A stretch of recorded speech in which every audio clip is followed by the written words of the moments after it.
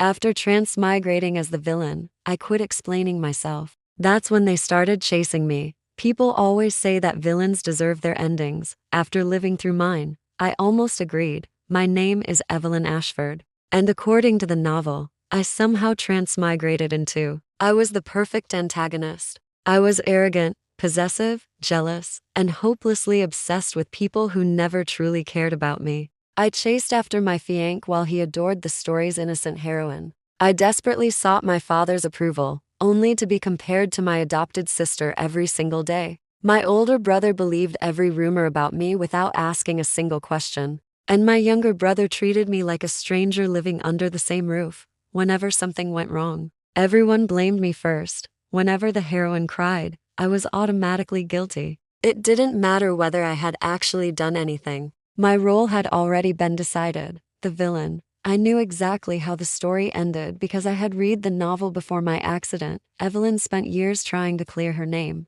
Every misunderstanding was met with another explanation. Every accusation was answered with evidence. Every insult was followed by another desperate attempt to earn forgiveness. The harder she tried, the more everyone hated her. By the final chapters, she had lost everything. Her engagement was broken. She was expelled from the Ashford family. Her reputation was destroyed. Even the servants who had watched her grow up turned their backs on her. In the end, she died alone in a deserted mansion after risking her life to save the very people who had spent years wishing she would disappear. When I opened my eyes in her bedroom, surrounded by expensive furniture that didn't belong to me, I thought I was dreaming. Then I saw the calendar. It was 6 months before the original story began, 6 months before the heroine entered the Ashford household, 6 months before every misunderstanding, 6 months before my miserable ending. I sat on the edge of the bed for nearly an hour, replaying the entire novel in my mind, every betrayal, humiliation, every scene where Evelyn cried, while begging someone to believe her. I couldn't understand why she had kept trying. Then I realized something. She wasn't weak. She was simply exhausted by loving people who had already decided not to love her back. I stood up, walked to the mirror, and stared at the beautiful young woman whose life I had unexpectedly inherited. She looked elegant, confident, powerful, yet her eyes were filled with the quiet fear of someone who spent every day wondering what she had done wrong. I smiled at my reflection. You know what? I'm far too lazy for all of this. I wasn't going to compete with the heroine. I wasn't going to chase after an indifferent fiancé. I wasn't going to explain myself every time someone believed another ridiculous rumor. If they wanted to misunderstand me, they were welcome to do so. If they wanted to hate me, I wouldn't stop them. If they wanted me to play the villain, they could write the story themselves. I had no intention of participating. From that moment on, I made one simple rule: no explanations, no arguments, no pleading, no chasing, just silence. People think silence is surrender. They couldn't have been more wrong, because once I stopped explaining myself, something strange happened. The people who had never bothered to listen suddenly couldn't stop looking for me. The father who ignored me started asking where I had gone. The brothers who couldn't stand me began wondering why I no longer cared about their opinions. The fiancé who had always taken me for granted couldn't understand why I smiled when he canceled our dates instead of crying. Evan's heroine became restless, without a villain chasing her. She no longer knew how to be the victim. They all thought they wanted a world without Evelyn Ashford. What they never imagined was that one day they would be the ones chasing the woman who had finally stopped chasing them. Hi, this is Midnight Story House. Like and subscribe for more. The first thing I did after deciding never to explain myself again was go back to sleep. If I remembered the novel correctly, today was supposed to be the beginning of Evelyn Ashford's endless battle for everyone's affection. She would wake up early, choose the perfect dress, wait downstairs to welcome her father home, and spend the entire morning preparing for the arrival of the girl who would eventually replace her. Instead, I pulled the blanket over my head. If I was destined to lose everyone anyway, I wasn't about to lose sleep first. By the time I finally wandered downstairs, it was almost noon. The mansion was unusually quiet. A maid looked at me with wide eyes. "Miss Evelyn? Good morning." She glanced nervously toward the dining room. Your father has already finished breakfast, I figured. He asked where you were. That surprised me, according to the novel. Richard Ashford rarely noticed whether Evelyn ate with the family or not. Apparently, changing one small habit had already altered the story. I entered the dining room to find only a cup of coffee waiting for me. Perfect. I poured myself another cup and enjoyed breakfast in complete silence. No arguments, no pretending to be the perfect daughter, just peace. Halfway through my toast, another maid hurried inside. Miss Evelyn, your father would like to see you in his office. All right. Richard Ashford's office looked exactly as I had imagined. Dark oak bookshelves covered the walls. Awards and photographs filled every empty space. Most of the pictures showed business partners, charity events, and my two brothers. There wasn't a single photograph of Evelyn alone. That told me everything I needed to know. Richard looked up from several financial reports as I entered. You're late. I know. I was waiting for you. I'm sorry. The apology came automatically. Old habits, even though they weren't mine. He frowned. Usually, Evelyn would have rushed to explain why she had overslept. Instead, I simply sat down. Richard waited. So did I finally, he sighed. I wanted to discuss tomorrow. Sophie's arrival. I know. His eyebrows lifted slightly. I expected you to object. Why? You've made it very clear that you don't want another daughter in this family. I almost laughed. Poor Evelyn. She had spent years protesting because she was afraid of losing her place. The more she protested, the more possessive she appeared. I'm not objecting. Richard leaned back. You're not? No.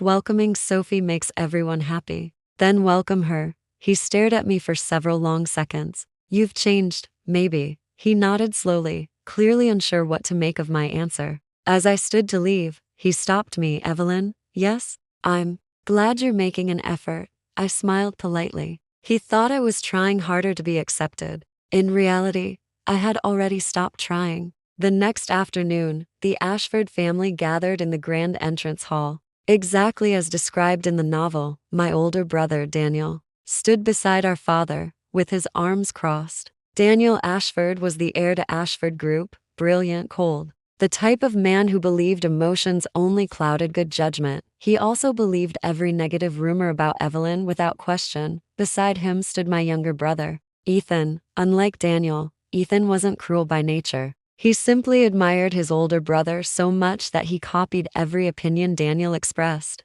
If Daniel disliked Evelyn, then Ethan disliked her too. Neither of them greeted me. I didn't greet them either. Minutes later, a black luxury sedan stopped in front of the mansion. The driver opened the rear door. A young woman stepped out, wearing a simple cream-colored dress. Sophie Collins, the heroine. She looked exactly like the novel described. Gentle smile, soft voice, large innocent eyes. She carried a single suitcase. Despite the family insisting she could have anything she wanted, Richard walked forward first. Welcome home, Sophie.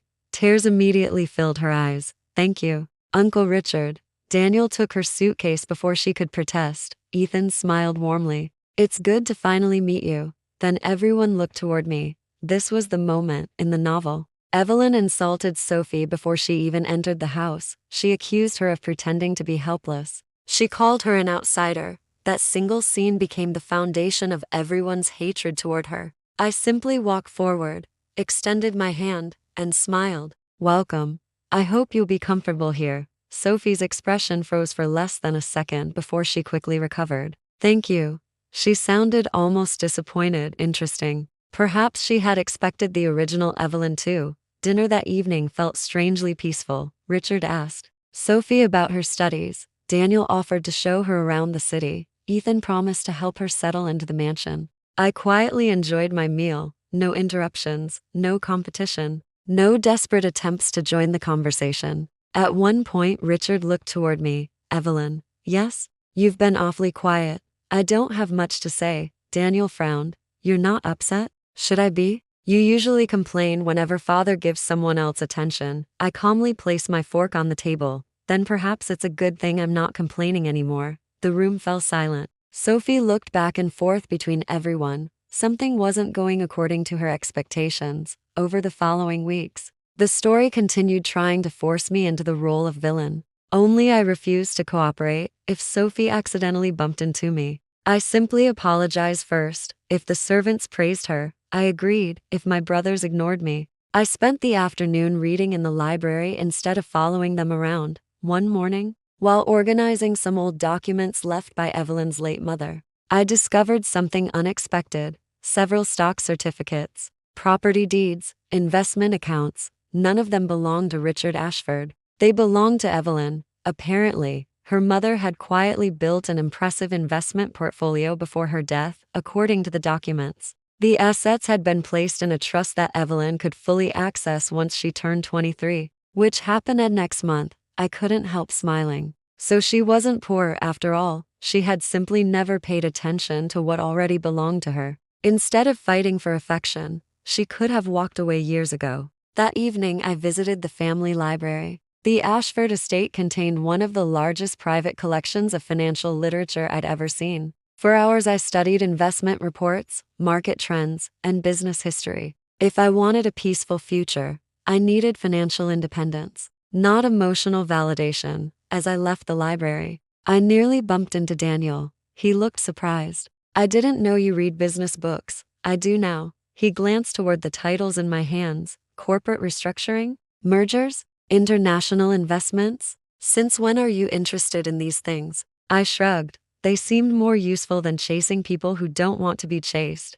Daniel stared at me. For the first time, he looked genuinely unable to understand me. A few days later, the inevitable happened. The novel's first major misunderstanding. The Ashford family hosted an elegant charity banquet attended by several influential business partners. Sophie wore a beautiful white evening gown. Everyone complimented her, exactly as expected.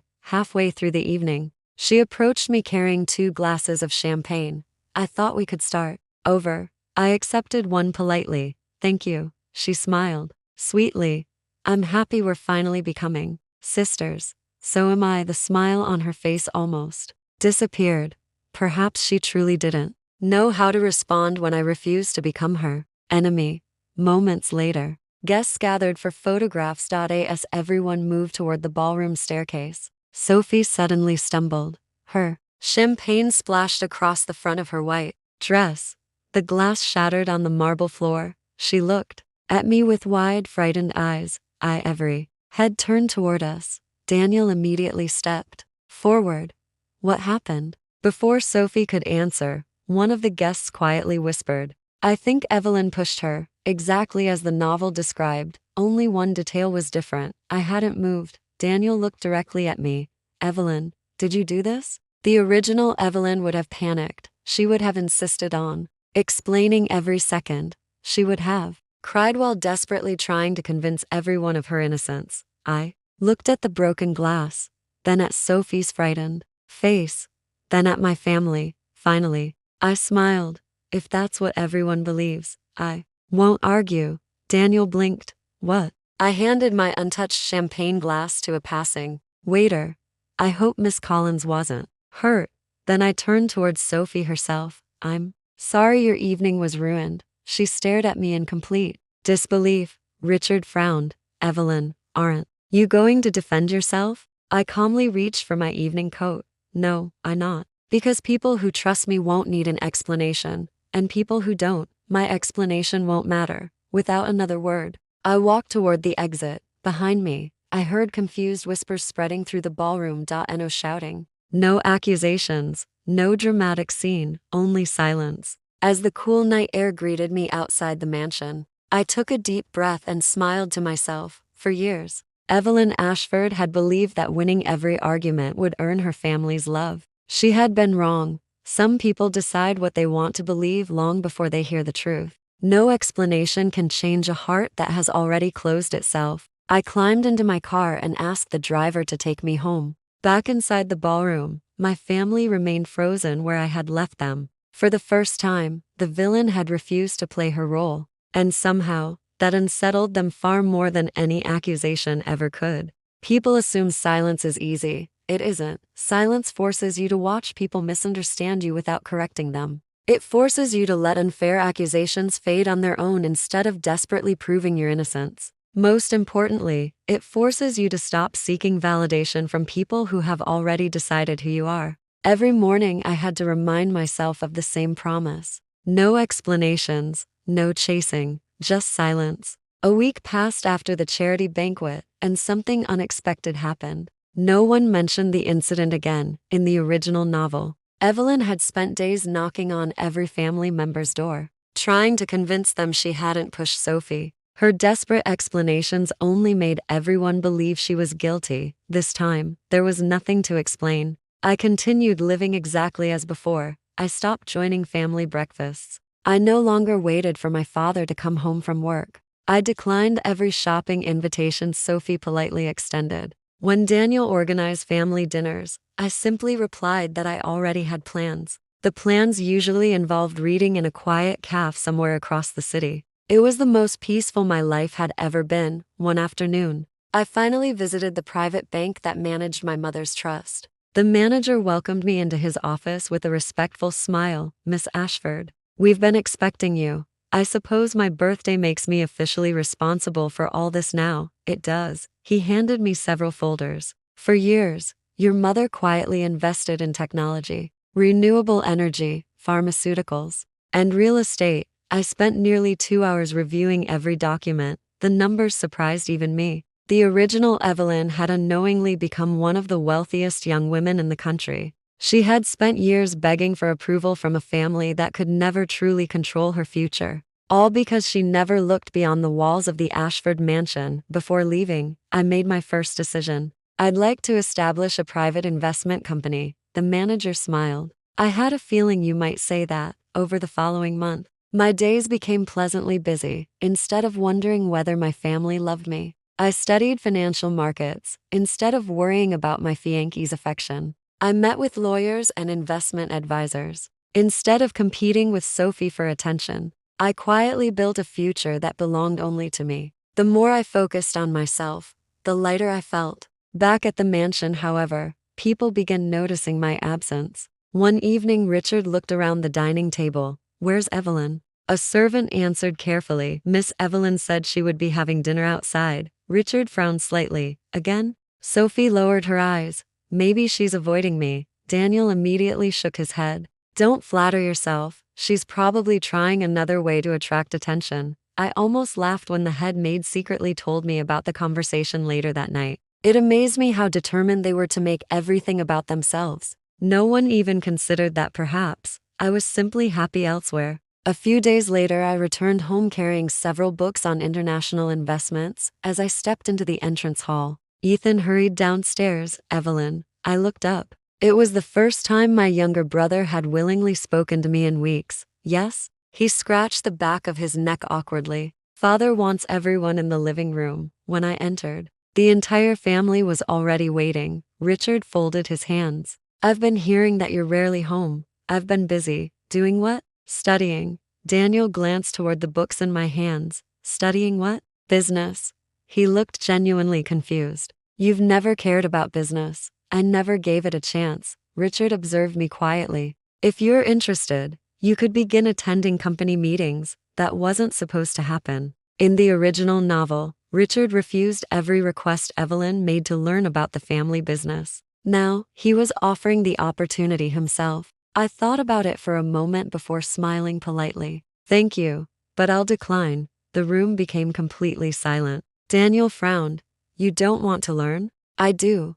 "Then why refuse?" "Because I'd rather build something that's mine." Richard stared at me longer than anyone else. For a brief moment, I thought I saw disappointment in his eyes. Not anger, disappointment. Interesting. Perhaps he had expected me to chase this opportunity the same way I used to chase his approval. He still didn't understand. I wasn't chasing anything anymore. A month later, the Ashford family attended another social event, this time hosted by the Lancaster family. My fiancé, Adrian Lancaster, greeted everyone personally, tall, elegant, and admired by nearly every woman in the room. Adrian looked exactly like the novel's perfect male lead. Perfect, as long as you weren't engaged to him. Throughout the original story, Evelyn constantly followed him. She memorized his favorite foods, bought birthday gifts months in advance, attended every event simply because he might be there. He accepted everything without appreciation. Today was different.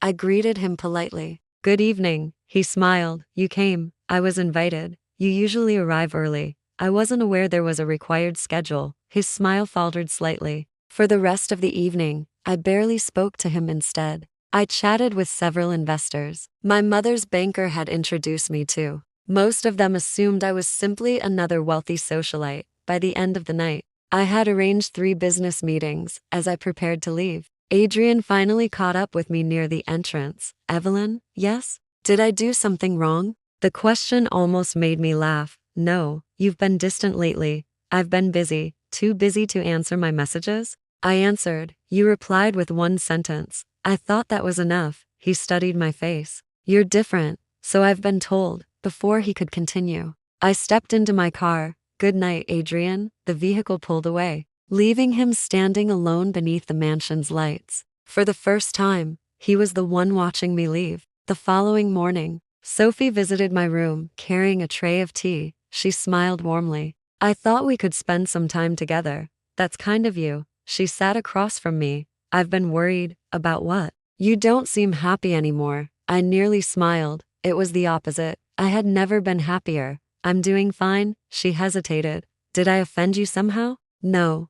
"Then why are you avoiding me?" "I'm not." "It feels like you are." I calmly poured myself another cup of tea. "Sophie, yes? You don't need my permission to live your life." She blinked. "What?" "If everyone likes you, I'm happy for you. If Adrian enjoys spending time with you, that's your choice. If father treats you like family, that's also his choice." Her fingers tightened around the teacup. "I don't understand." "You don't have to." That conversation spread through the mansion far faster than I expected. Apparently Sophie had told everyone she couldn't understand why I wasn't jealous. Daniel laughed it off. Richard became strangely quiet. Ethan looked genuinely confused. Adrian started texting me more often. I answered politely, briefly. Sometimes several hours later, never rudely, never warmly. For years Evelyn had made herself available every second of every day. Now she wasn't. The change unsettled everyone more than any dramatic confrontation ever had.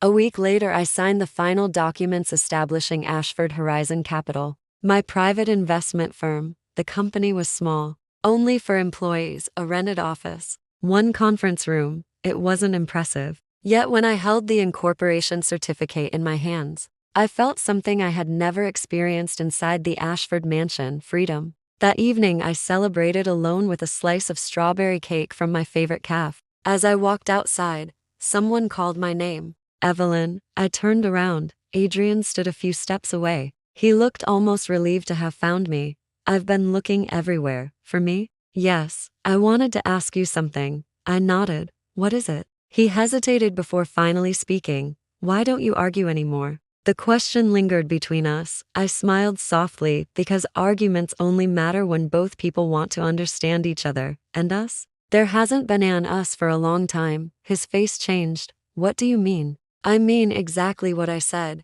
He looked genuinely shaken. "You've changed so much." "No." I gently shook my head. "I've simply stopped trying to convince people to see my worth." Silence settled between us. For years Adrian had believed Evelyn would always be waiting for him. Now, standing in the middle of a quiet street, while she calmly held a small box of cake in one hand, he realized something that had never crossed his mind before. She no longer needed him. As I walked away, I heard him call my name once more. I didn't ignore him. I simply didn't turn around. Behind me, Adrian remained standing beneath the city lights, watching the woman who had spent years chasing him disappear into the crowd without looking back. And for the first time since our engagement, he was the one who couldn't stop thinking about her.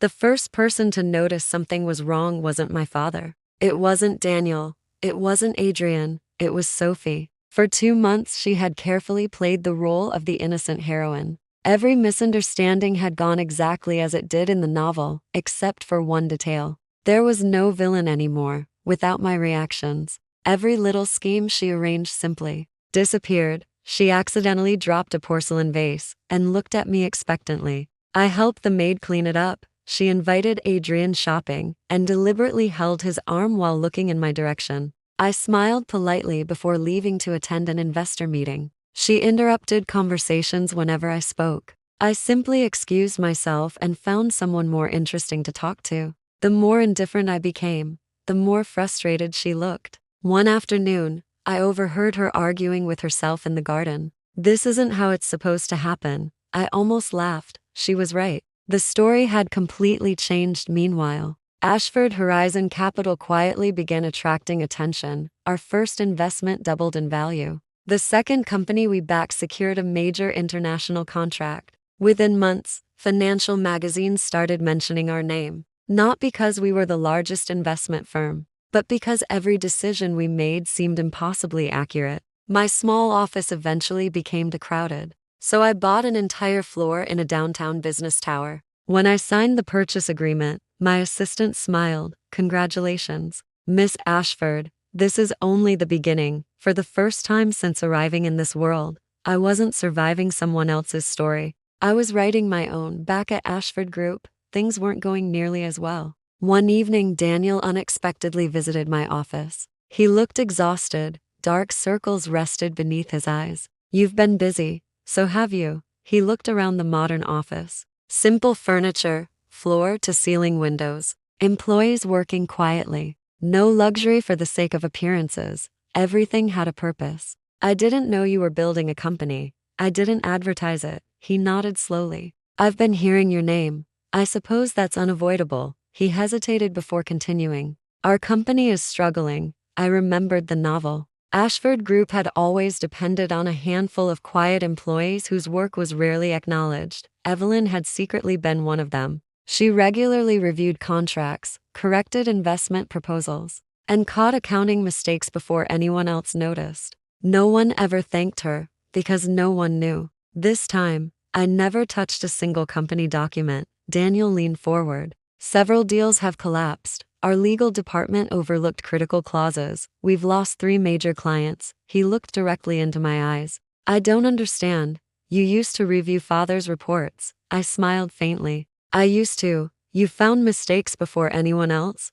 "I know. Why did you stop?" "Because no one asked me to continue." He stared at me. "I thought you did it because you wanted father's approval." "I did. And now I prefer spending that energy on my own company." For several seconds he remained completely silent. As he left my office, he looked back once. "I never realized how much you actually did." Neither had I, not until I stopped doing it. A week later, Richard invited me to dinner. Just the two of us. It was the first time in years. He personally poured my tea before speaking. "I visited your office." I looked up. "You did." "I didn't tell anyone. I just wanted to see it, and it reminded me of your mother." That surprised me. How quiet, organized. Everyone underestimated her, too. For a moment, neither of us spoke. Finally, he sighed. "I've been thinking." Dangerous habit. He actually smiled. "A small one. I treated you unfairly." I didn't answer. Not because I disagreed, because I wanted to hear the rest.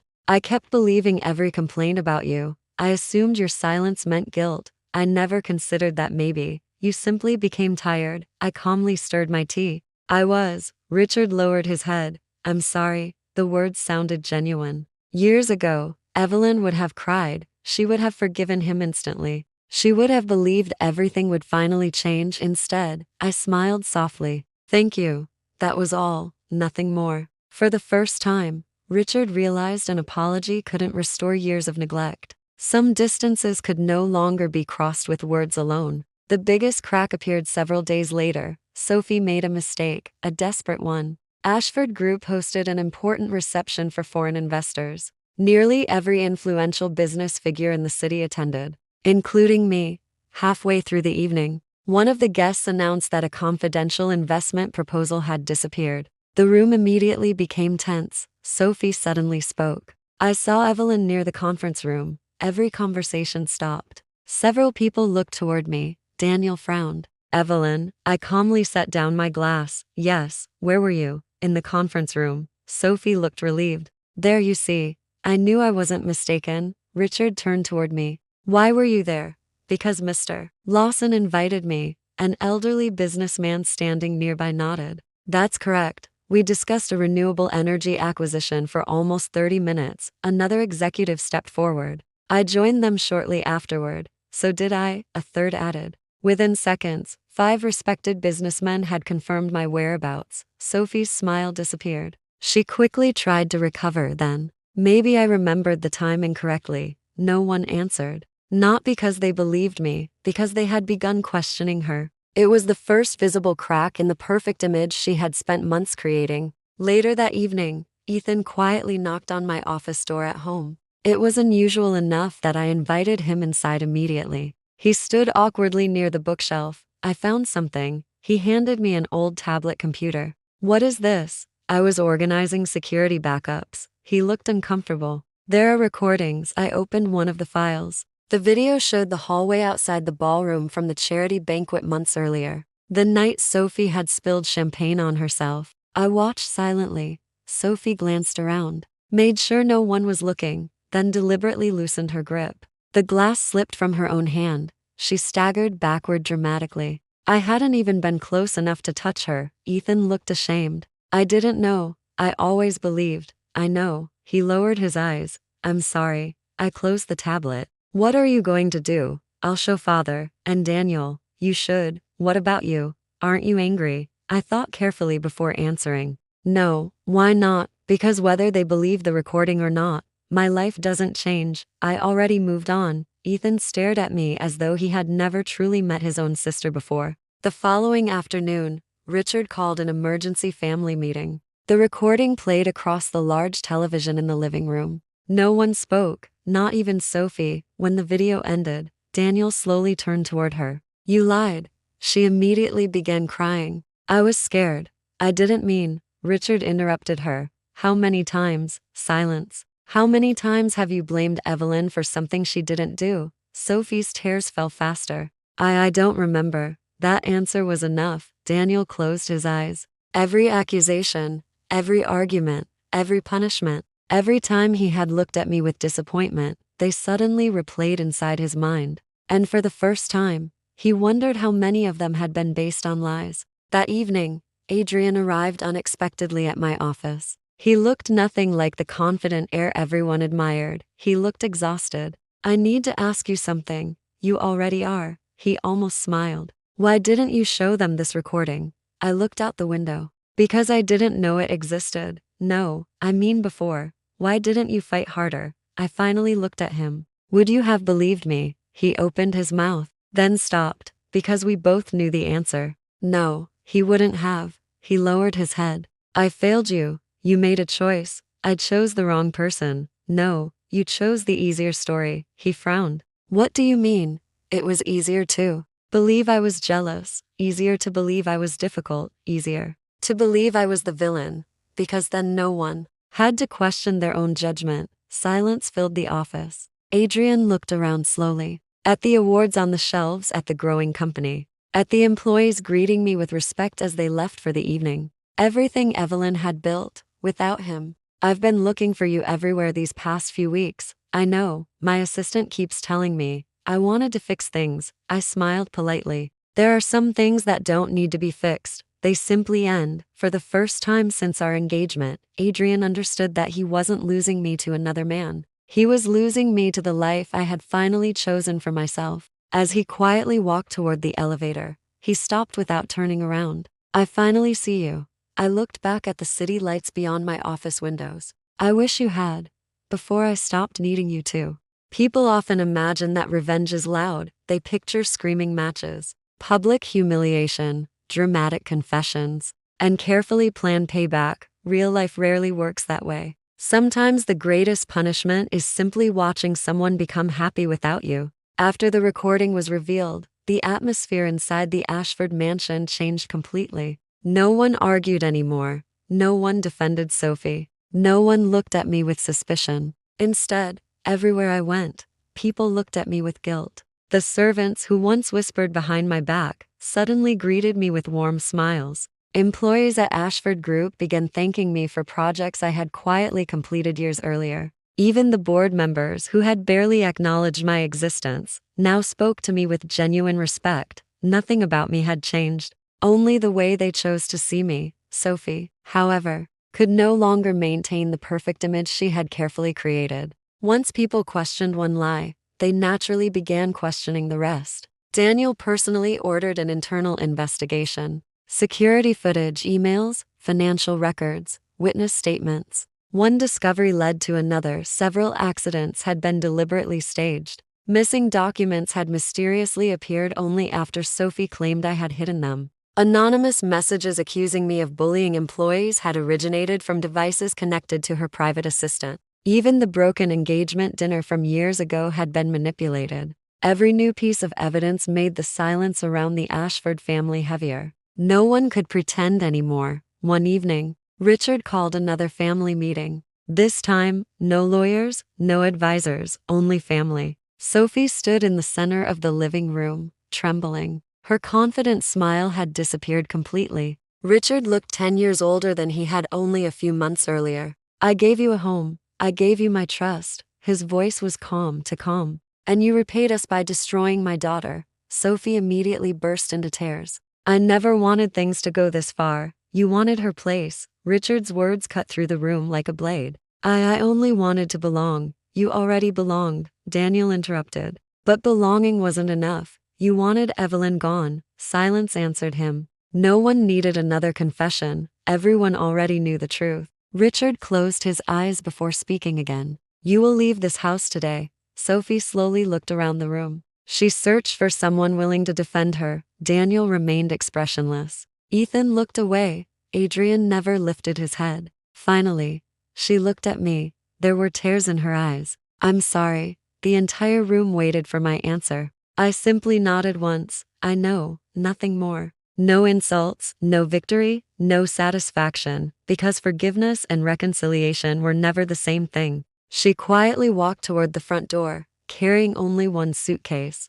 Months earlier, she had entered this mansion believing she had won everything. Now she left, understanding she had lost the only people who had genuinely cared for her. I watched the door close behind her, then I returned to my office upstairs. Some endings didn't require an audience. The weeks that followed were strangely peaceful. Ashford Horizon Capital continued expanding. We opened offices in 3 different cities. International investors sought partnerships. Business magazines began calling me one of the youngest investment leaders in the country. Ironically, the recognition I had spent years desperately seeking from my family arrived naturally once I stopped needing it. Richard visited my office almost every week. Sometimes he brought business reports. Sometimes coffee. Sometimes nothing at all. He never forced conversations. He simply stayed. One afternoon, he quietly placed an old photograph on my desk. It showed my mother holding me as a little girl. I found this in storage. I smiled gently.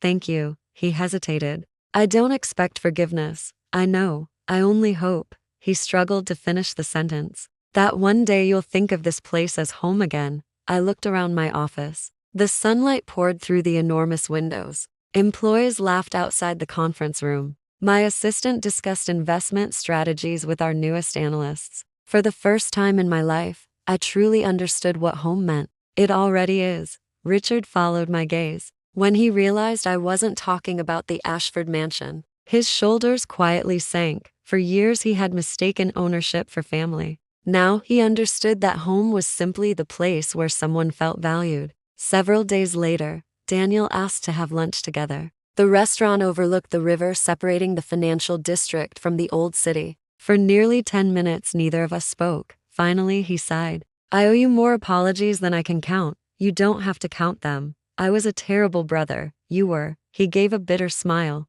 You've become brutally honest. I've become peaceful. He nodded. I spent years believing I was protecting this family, but I never protected you. I stirred my coffee quietly. No, I didn't. His eyes grew slightly red. I wish I could change it. So do I. Another long silence settled between us. Eventually, he asked the question everyone seemed determined to ask. Can we start over? I looked at him for several seconds before answering. No, his face fell. But we can start somewhere new. He blinked. The sister who needed her brother disappeared. A long time ago. If we're going to have a relationship now, it has to be between 2 adults who finally know each other. For the first time in years, Daniel smiled without pretending everything could return to the way it had been. Because some things shouldn't. Ethan changed more than anyone. He frequently visited my office after work, not because he wanted anything, simply because he enjoyed listening to my stories about investments, travel, and business. One afternoon, he laughed awkwardly. "You know, I used to think you were scary." I couldn't help laughing. "And now I think you were just lonely." He wasn't entirely wrong. The final person to visit me was Adrian. Nearly a year had passed. He looked thinner, older somehow, not because of age, because regret leaves marks that time cannot erase. He invited me to walk through the botanical gardens where we had once planned our wedding. The flowers were blooming exactly as they had years earlier. Everything looked familiar, except us. I broke off every possibility of another engagement. He spoke while watching the lake. "I know."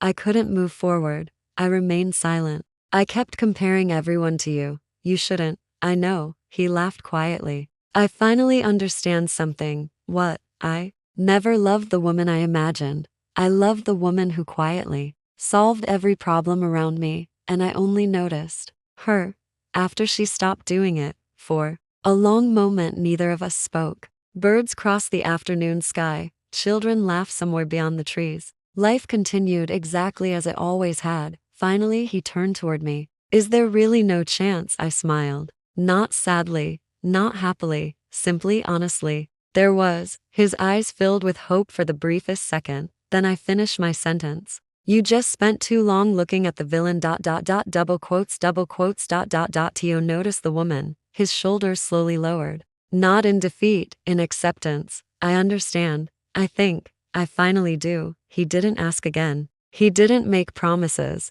He simply wished me happiness. For the first time. It wasn't too late because of pride. It was too late because life had already moved forward. Years passed. Ashford Horizon Capital became one of the country's most respected investment firms. Young entrepreneurs often asked me the secret behind my success. They expected complicated business strategies, sophisticated financial advice. Instead, I always gave the same answer. Know where your energy belongs. If someone constantly asks you to prove your worth, walk away. Spend that energy building a life no one can take from you. Looking back, people often say I changed after transmigrating into the villain. The truth is much simpler. I didn't become colder. I didn't become cruel. I didn't even become stronger. I simply stopped wasting my kindness on people who had already decided not to appreciate it. The moment I stopped explaining myself, the people who never listened finally wanted to hear my voice. By then, I had already found something far more valuable than their approval. I had found peace.